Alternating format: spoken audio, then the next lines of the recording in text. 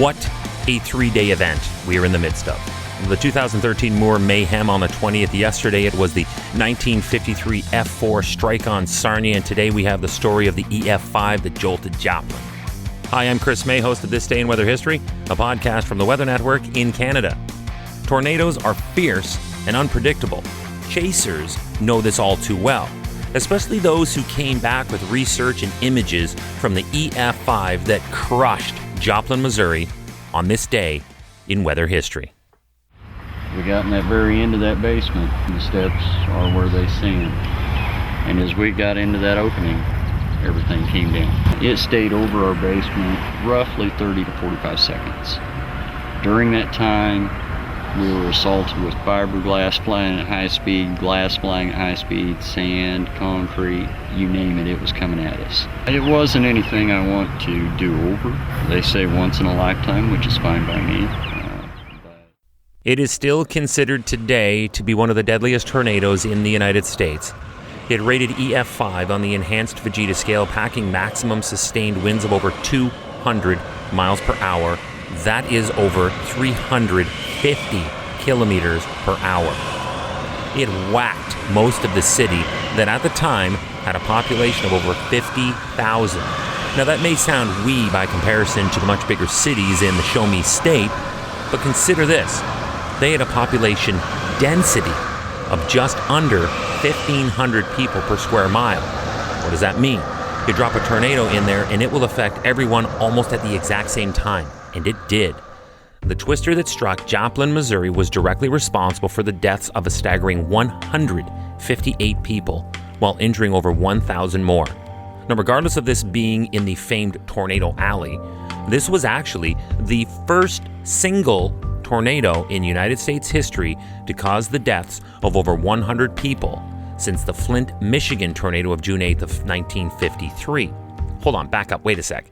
Yesterday we covered an F4 that blazed a trail near that very same area back on the 21st of May of that very same 1953 year.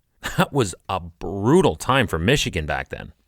This tornado first touched down near the Missouri-Kansas state line and opened up as an entry-level EF0 strength. At first, it just took down some trees, but then it quickly got its bearings and began to bear down on intensifying. It quickly grew to EF1 intensity, destroying more trees and adding power lines to its list of destruction. Now, when it powered up again to an EF2 strength, it began damaging homes. The stronger it got, the more homes and cars it destroyed in subdivisions in its path.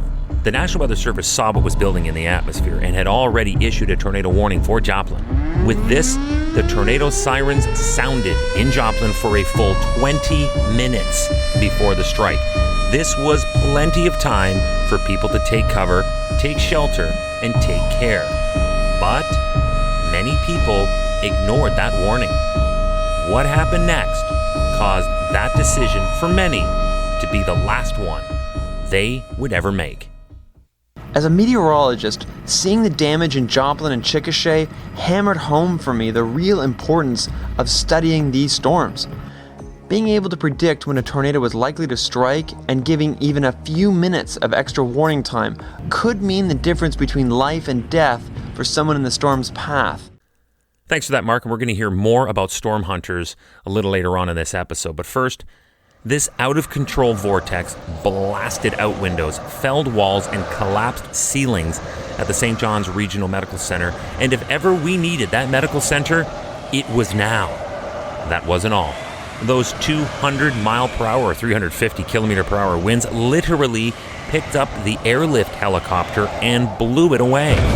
Meanwhile, in the powerless hospital, 5 people died because of the loss of backup power. The tornado continued at its full EF5 strength as it continued to flatten everything in its footprint, including whole neighborhoods. Many buildings and businesses were trashed, including a large church, the Franklin Technology Center, a local high school, and Greenbrier Nursing Home, where sadly and tragically 21 people died. It went on to completely destroy a 3-story apartment complex, while outside it flipped and tossed cars on top of each other. I mentioned before that storm chasers are sometimes unfairly looked upon when things like this happen, but in reality, those are the fakes and phonies that the media focuses in on. They're the ones that are just looking for the thrill and the clicks on their social media sites. The actual and true storm chasers, or storm hunters in our case, are there for science. They're there to educate. And, when needed, they're there to help. Multiple trucks flipped over at that. With police and fire crews stretched to the limit, many storm chasers play a vital role in emergency response. We carry, a trauma bag in the truck, and lots of tools for search and rescue.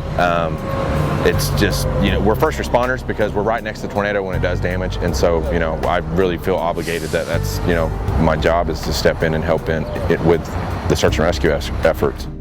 It is the 7th deadliest tornado in U.S. history. It's also the costliest single tornado in U.S. history, with its damages pegged at a staggering $2.8 billion. And this all went down this day in weather history. Tomorrow is May 23rd, and we're ducking away from historic tornadoes but jumping back into the fire. Tomorrow we move ahead just 1 year on the weather history calendar to 2012, to an Ontario wildfire season that included the evacuation of the city of Timmins. That's tomorrow on This Day in Weather History with me, your host, Chris May.